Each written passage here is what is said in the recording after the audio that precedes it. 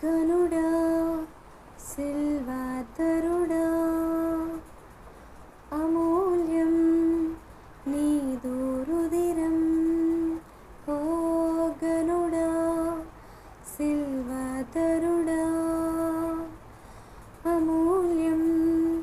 నీదు రుదిరం నిన్ను ఆరాధించి బ్రతుకు ధన్యం